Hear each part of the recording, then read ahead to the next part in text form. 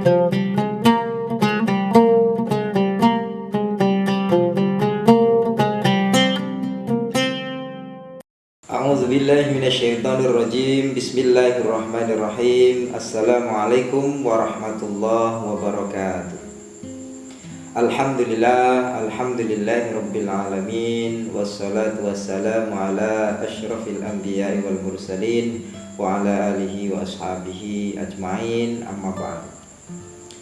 Saudara-saudaraku kaum muslimin muslimat rahimakumullah, sahabat Tribuners yang berbahagia,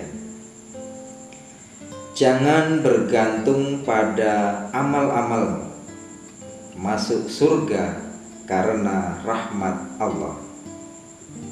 Saudara-saudaraku yang dirahmati Allah, pernah enggak ketika kita sedang hendak ke masjid, bahkan mungkin lagi terburu-buru, kemudian ada yang mengganggu perjalanan kita, bisa menegur, ketemu orang, terasa terganggu kita. Kemudian kita merasa, selain merasa terganggu juga merasa kesal. Aku ini mau cepat ke masjid.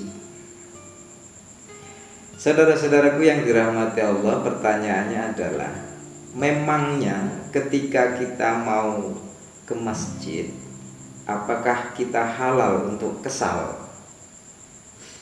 Iya, ini rata-rata orang ketika sedang beribadah, berbuat baik, seakan-akan dirinya di atas segalanya dan boleh bertindak semaunya.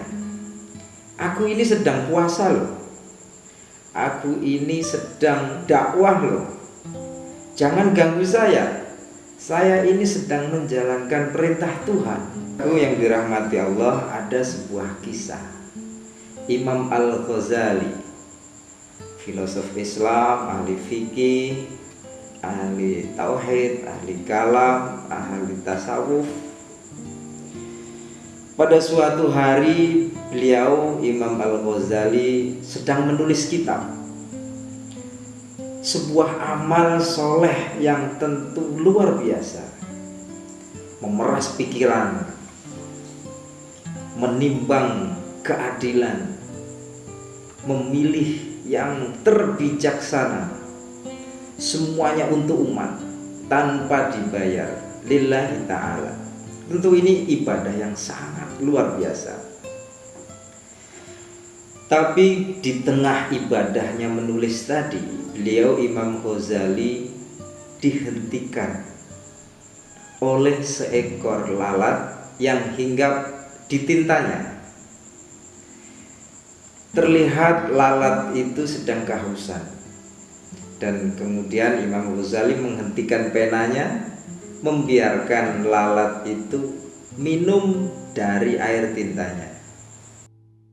Setelah lalat itu puas dalam minumnya, baru Imam Al-Ghazali melanjutkan pekerjaan.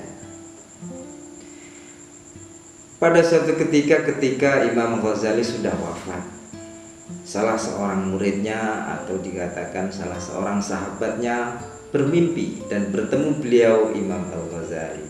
Bertanya dalam mimpinya kepada beliau Imam Al-Ghazali, "Wahai Imam, apa yang telah diperbuat Allah terhadapmu?"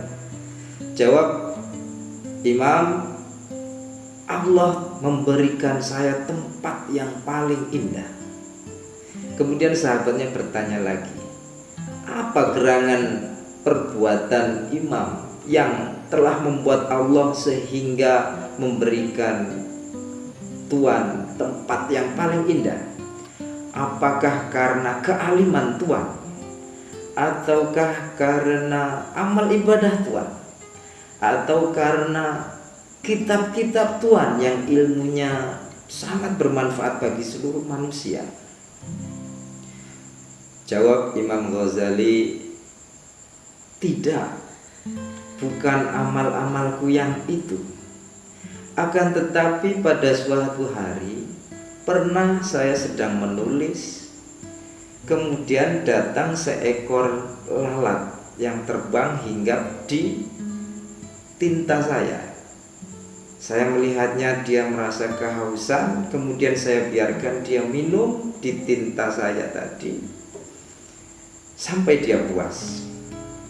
Dan ternyata itulah yang menjadikan rahmat Allah turun kepadaku, dengan perbuatan membiarkan seekor lalat minum karena kehausan. Padahal si lalat sedang mengganggu ibadah saya dalam menulis.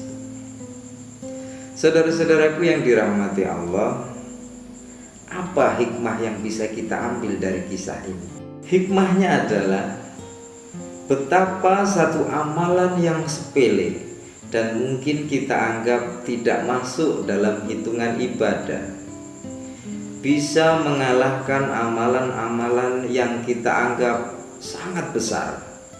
Sholat beribu-ribu rakaat, zikir sepanjangan, menulis kitab agama yang tebal berjilid-jilid, ternyata dikalahkan sifat kasih sayang kepada seekor lalat yang notabene kotor, hina, penghuni tempat sampah, kotoran dan bangkai. Hanya dengan membiarkannya minum yang tidak sampai beberapa menit, betapa luar biasanya sifat rahmat, sifat kasih sayang. Dan ini saudaraku, benarlah apa yang telah disabdakan Rasulullah Shallallahu Alaihi Wasallam, Ar-Rahimuna yarhamuhumur Rahman tabaraka wa ta'ala. Orang-orang yang pengasih akan dikasihani oleh Allah yang maha pengasih, maha suci dan maha tinggi. Irhamu man fil ardi yarhamukum man fis sama.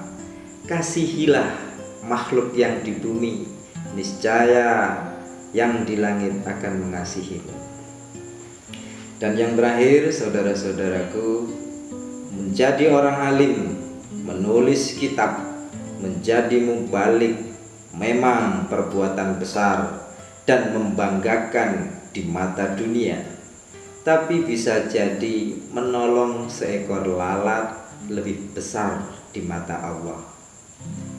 Maka carilah di antara amal-amalmu mana salah satu yang dirahmati Allah, itulah yang menuntun kita semuanya ke surga.